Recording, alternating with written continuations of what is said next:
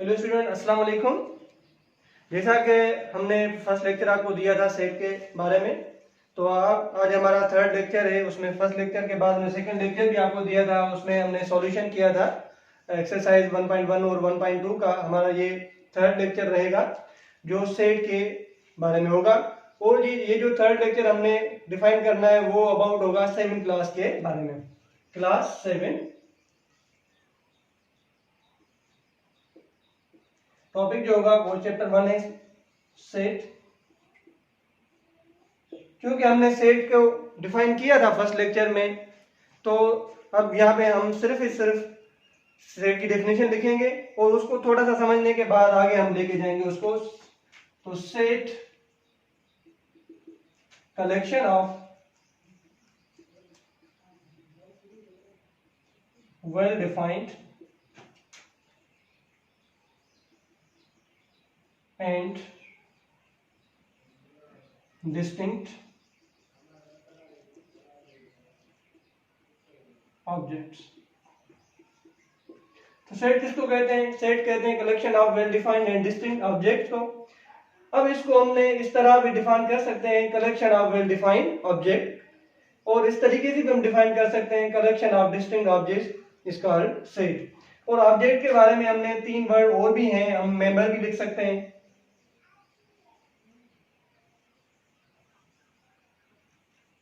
और एलिमेंट्स। ये आपको याद रखना है।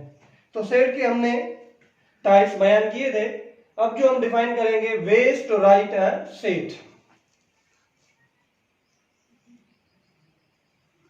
ways to write a set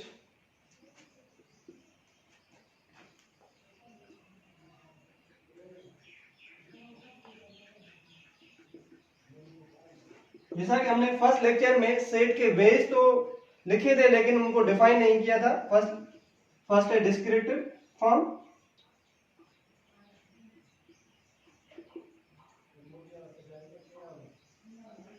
second है टेबुलर फॉर्म,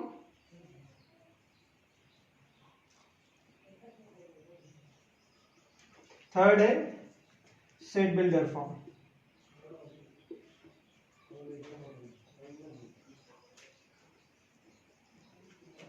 तो हम इसको डिफाइन करेंगे डिस्क्रिप्टिव फॉर्म को। डिस्क्रिप्टिव फॉर्म क्या है? In descriptive form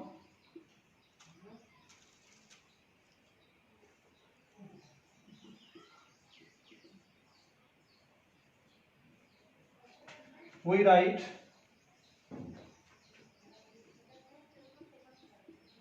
the characteristic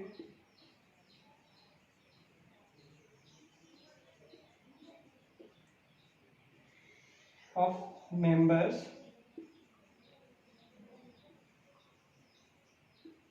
in common language।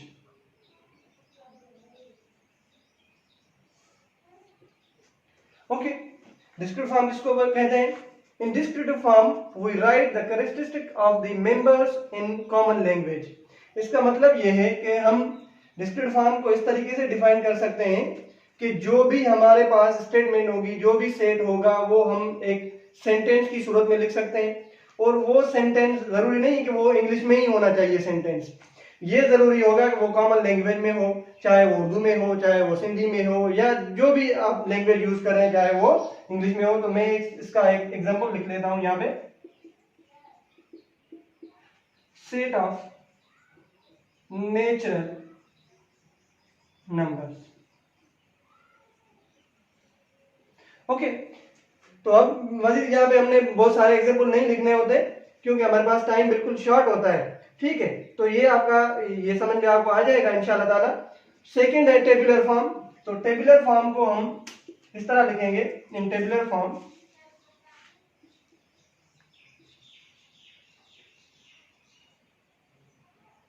we tabulate the members of set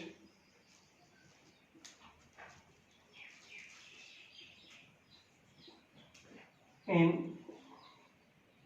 braces। Okay. In tabular form, we tabulate the members of set in braces, and we denote it by capital letters of an English language.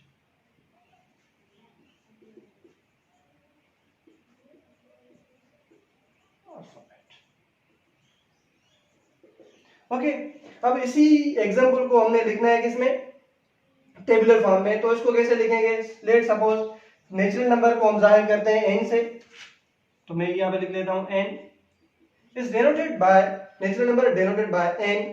यहाँ पे मैंने लिखा है कि हमने ये जो सारे टेबुलेट एलिमेंट करेंगे वो ब्रेसेस में करेंगे, तो हमने ब्रेसेस लिख लिया। Set of natural number, natural number क्या होता है, जो 1 से स्टार्ट हो, 1 2 3 4 5 एंड सो ऑन। तो ये हो गया आपका टेबुलर फॉर्म। थर्ड है आपका set builder form. In set builder form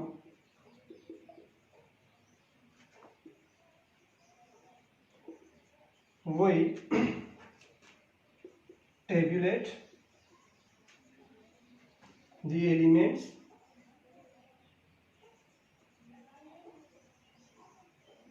of a set in symbolic form।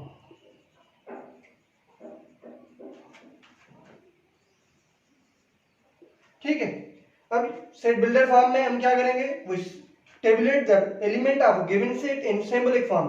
अब यहाँ पे हमने symbols यूज करने हैं।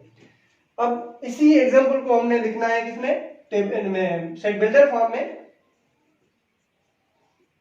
तो हमने लिखना है n x such that x, हमने क्या लिखना है, एग्जांपल ये है set of natural number x such that x belongs to, किससे बिलोंग कर रहे हैं, नेचुरल नंबर से। ओके, लेकिन यहाँ पे कोई पॉइंट नहीं दी हुई हो कि नंबर कहाँ से स्टार्ट हो रहे हैं, कहाँ पे कितना नंबर्स का हो रहा है, तो हम वो नहीं लिखेंगे, हम जस्ट लिख लेंगे x such that x belongs to natural number. ये हो गया आपका set builder form. Next topic है हमारा ऑपरेशंस ऑन सेट।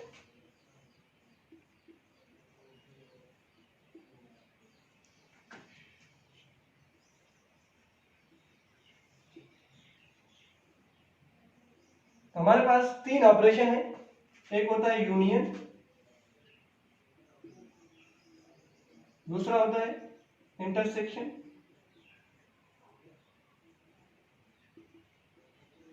तीसरा होता है सिंपल डिफरेंस। ओके, तो हमने डिफाइन करना है किसको, यूनियन को। तो यूनियन का क्या मकसद है, ठीक है, यूनियन मतलब होता है दो चीजों को मिलाना। ठीक है, तो यूनियन जो होगी, कम से कम यूनियन के लिए हमारे पास 2 सेट्स होने चाहिए। तो हम डेफिनेशन इसकी इस तरह लिखेंगे, let A and B are any 2 sets, okay, let A and B are any 2 set, it is denoted by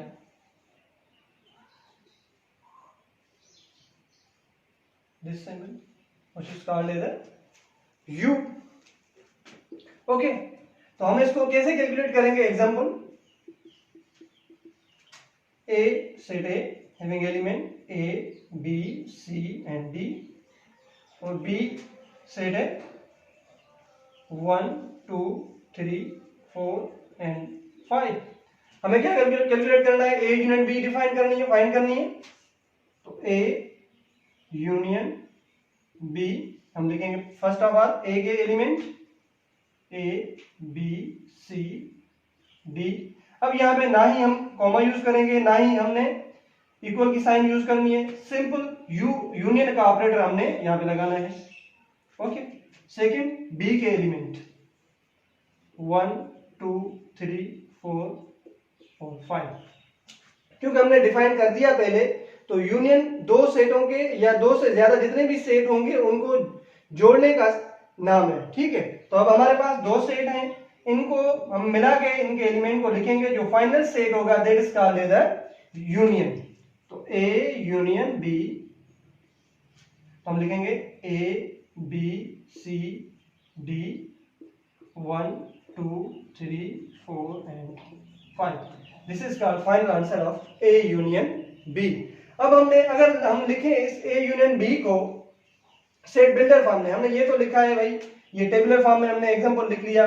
अगर हम इसको सेट बिल्डर फॉर्म में लिखें तो कैसे लिखें, तो हम लिखेंगे A union B is equal to X such that X belongs to A और x belongs to b। Okay, that is called A union b। हमारा टॉपिक है इंटरसेक्शन। तो यहाँ पे हमने डिफाइन करना है इंटरसेक्शन को। तो इंटरसेक्शन के लिए भी हमारे पास दो ही सेट होने चाहिए, क्योंकि इंटरसेक्शन का भी मतलब जो है वो हमने दो सेट को या दो चीजों को जुड़ाना ही है। ओके, लेकिन इसमें हम डिफाइन करेंगे लेकिन के दो चीजों को जुड़ाना ही तो है, लेकिन कैसे उनको जोड़ना है, ठीक है। तो late A and B are any two sets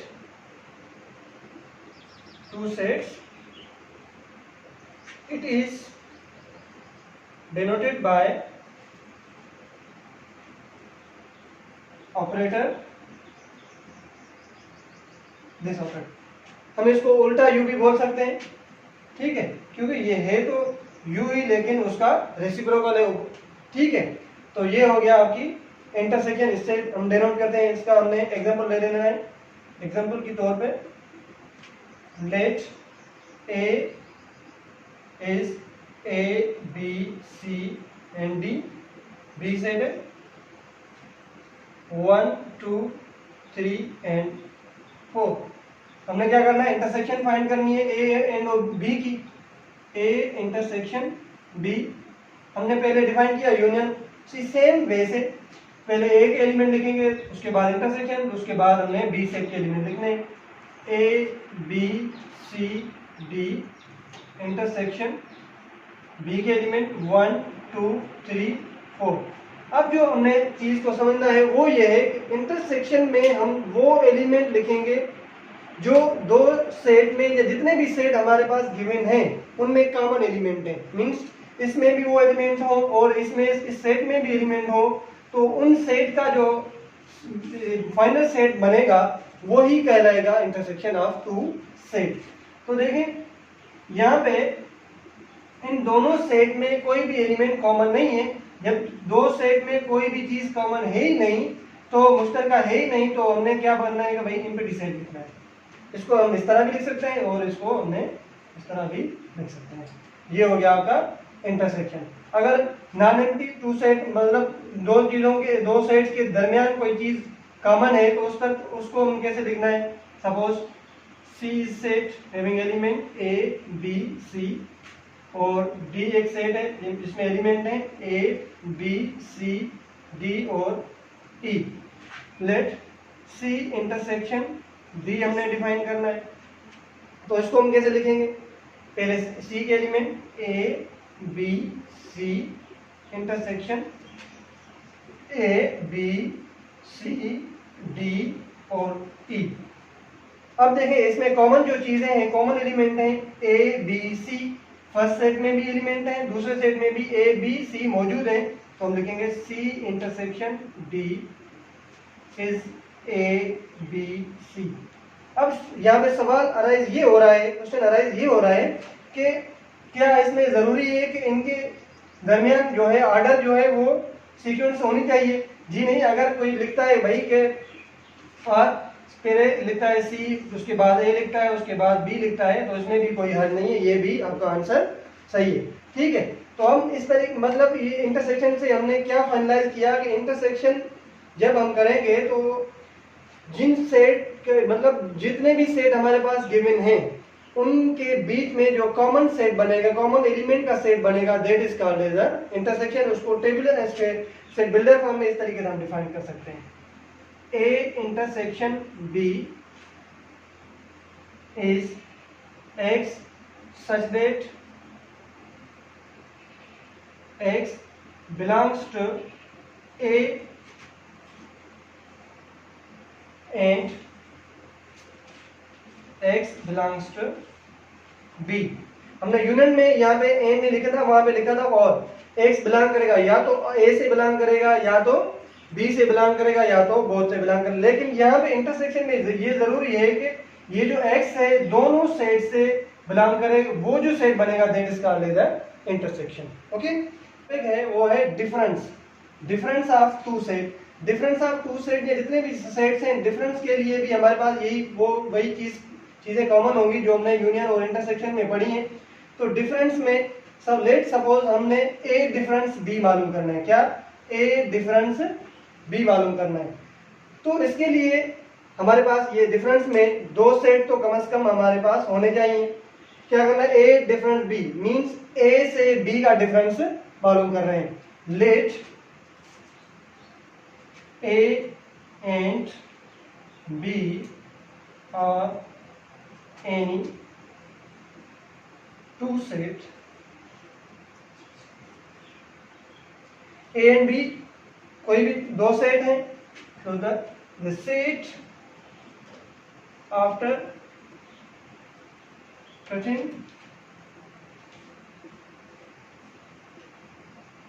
the elements from first set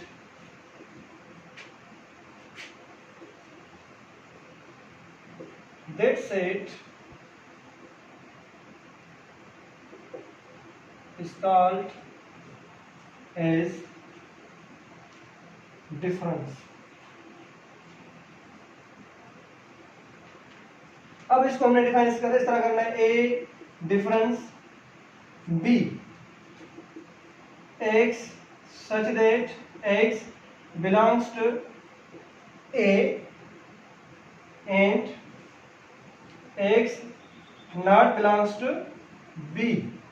अब यहां पे मैंने डिफाइन कर दिया है कि ए से हमने बी डिफरेंस मालूम करना है। अगर इसी को हम लिखें भाई बी डिफरेंस ए हमें मालूम करना हो तो वो कैसे लिखेंगे? X such that X belongs to B and X does not belongs to A. Means first set से दूसरे सेट के एलिमेंट हम कट कर रहे हैं। ठीक है, लेट सपोज एग्जांपल लिखते हैं हम इसका। ए में एलिमेंट है 1 2 3 4 5 6 7 8 9 and 10 and B is a set having element 2 4 6 8 and 10। हमें क्या फाइंड करना है? A डिफरेंस B फाइंड करना है। तो A डिफरेंस B, तो फर्स्ट ऑफ ऑल हमने ए के एलिमेंट लिखने हैं 1 2 3 4 5 6 7 8 9 10। अब यहाँ पे हम सेम ही वे से हमने जो पीछे हमने डिफाइन किया था कि हमने यहाँ पे ना ही कॉमा यूज करनी है ना ही इक्वल की साइन यूज करनी है, सिर्फ और सिर्फ हमने डिफरेंस ऑपरेटर यूज करना है। डिफरेंस, अब बी के एलिमेंट क्या है? 2 4 6 8 और 10। अब देखें फर्स्ट सेट से क्या डिफरेंस करना है? बी सेट के एलिमेंट जो कॉमन से एलिमेंट होंगे दो सेट के दरमियान वो कट हो जाएंगे। बाकी जो remaining element uncommon element of first set बचेंगे वही हमने एलिमेंट लिखने हैं, that is called as A difference B. अब देखें सेट फर्स्ट में 2 भी है, सेकंड सेट में भी 2 है, तो ये कट हो जाएगा। अब 4 ये भी कट हो जाएगा, 6 ये भी कट हो जाएगा, 8 ये भी कट हो जाएगा, 10 ये भी कट हो जाएगा। तो क्या बचेगा? A difference B is 1 3 5 7 9। Okay, ये सेट बनेगा, that is called as A difference B. अब देखें इन तीनों चीजों को हमने कंपेयर करें कि कौन सी चीज इनमें कॉमन है। अब देखें इंटरसेक्शन में क्या है कि दो सेट के दरमियान जो कॉमन सेट बचेगा that is called as intersection of two set. अब डिफरेंस में देखें अगर जो कॉमन सेट है वो कट हो जाएगा, बाकी जो अनकॉमन एलिमेंट होंगे, लेकिन अनकॉमन एलिमेंट दोनों सेट के नहीं, अनकॉमन एलिमेंट वो एलिमेंट जो फर्स्ट सेट में बचेंगे, that is called as A difference B. Union में हमने क्या करना था, यूनियन में सिर्फ और सिर्फ एलिमेंट को एक ऑर्डर देना था, ठीक है, एक ऑर्डर देना था, मतलब दोनों के दरमियान कॉमन है या अनकॉमन एलिमेंट है, सारे एलिमेंट का जो सेट लिखेंगे that is called as A union B. Next हमारा टॉपिक है overlapping set and disjoint set. Overlapping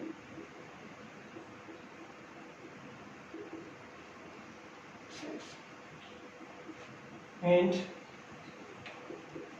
disjoint.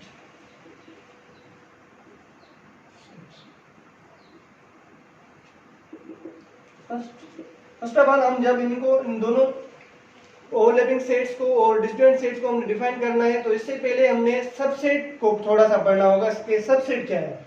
Subset का मतलब होता है कि एक चीज का सब पार्ट, मीन छोटा सा पार्ट, उसको हमने जो डिफाइन करना है, जो डिफाइन होगा उसकी डेफिनेशन बनेगी, that is called as a sub. Sub means सब एटॉमिक पर छोटा सा पीस, एक पार्ट, तो subset.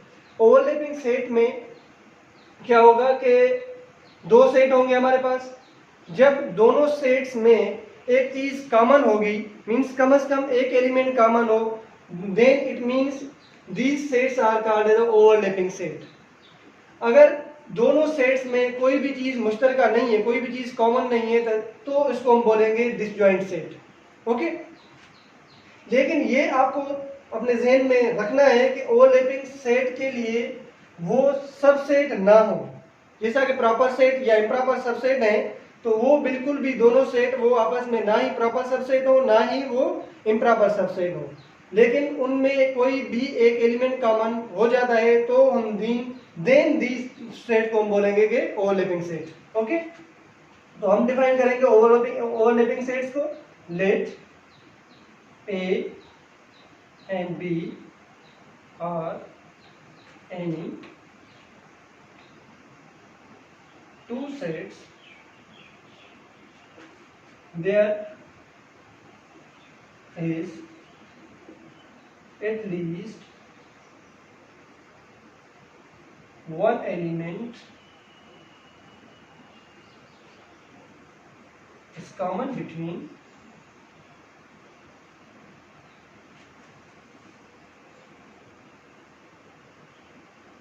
A and B, then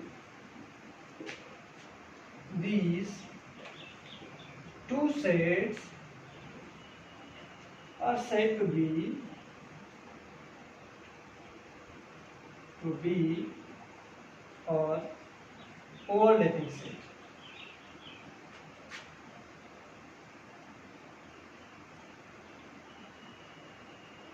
Remember that कि जब ओवरलैपिंग सेट वो सेट कहलाएंगे जब उनके दरमियान एटलीस्ट एक एलिमेंट कॉमन हो, लेकिन वो सेट ना ही means A is not subset of B, also A is not proper subset of B। इस चीज को हमने बिल्कुल रिमेंबर रखना है। अगर ये चीज समझ में आ जाएगी इंशाअल्लाह ताला, तो हमने बिल्कुल इजीली ओवरलैपिंग सेट को समझ जाएंगे। ओके, हम एग्जांपल लिख रहे हैं। Let's suppose A is set having element A, E, I, O, U. It means set of vowels of English alphabet, and B is a set A, E, F, I। अब देखें A के जो element हैं A, E, I, O, U, and B जो set के element हैं A, E, F, I। अब देखें ना ही A सबसेट है B का, ना ही B सबसेट है A का। सबसेट कब B बनेगा, जब सारे के सारे एलिमेंट B के A में मौजूद हों, तो हम बोलेंगे कि B सबसेट ऑफ A। अब देखें A के सिर्फ और सिर्फ दो एलिमेंट या तीन एलिमेंट A में मौजूद हैं, लेकिन चौथा एलिमेंट एक एलिमेंट B का जो है वो A में मौजूद नहीं है, इस वजह से B सबसेट इसका नहीं है, तो हम बोलेंगे कि भाई A and B are overlapping set. तो अब अगर इस यहाँ पे एक पॉइंट हम नोट कर लेना, वो ये है ए जब ओवरलैपिंग सेट होंगे तो A intersection B must be not equal to empty set. अगर A intersection B empty set के बराबर हो जाती है तो वो आपके ओवरलैपिंग सेट नहीं होंगे। ठीक है, अब देखें अगर हम इनकी इंटरसेक्शन करें, ए इंटरसेक्शन बी, देखें ए ई आई ओ यू इंटरसेक्शन बी के एलिमेंट ए ई एफ और आई। इंटरसेक्शन किसको बोलेंगे? जो भी जितने भी सेट है उनके दरमियान जो कॉमन चीज होगी उसको लिखेंगे, कॉमन एलिमेंट को। ए इंटरसेक्शन बी, अब देखें कॉमन कौन से एलिमेंट है? ए फर्स्ट सेट में भी है, सेकंड सेट में भी है, हमने ये लिखना है। ई फर्स्ट सेट में भी है, दूसरे सेट में भी है, ई लिख लेंगे। आई, अब आई भी मौजूद है। अब यहाँ पे इसमें एफ है, इसमें एफ है ही नहीं, इसमें जो बाकी जो ओ और यू एलिमेंट है इसमें मौजूद ही नहीं है, तो ये 3 एलिमेंट हो जाएंगे। अब देखें मैंने आपको पहले ही बोला था कि भाई ओवरलैपिंग सेट की इंटरसेक्शन जब करेंगे वो नॉट एम्प्टी होगी। अगर एम्प्टी बन जाएगी तो वो ओवरलैपिंग सेट नहीं होंगे, वो आगे देखेंगे क्या बनेंगे वो सेट। ठीक है, नेक्स्ट हमारा जो टॉपिक है वो है डिसजॉइंट सेट। तो डिसजॉइंट सेट को हमने कैसे डिफाइन करना है? Let A and B are any two sets if they are exist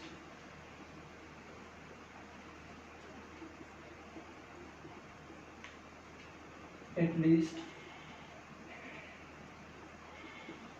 no element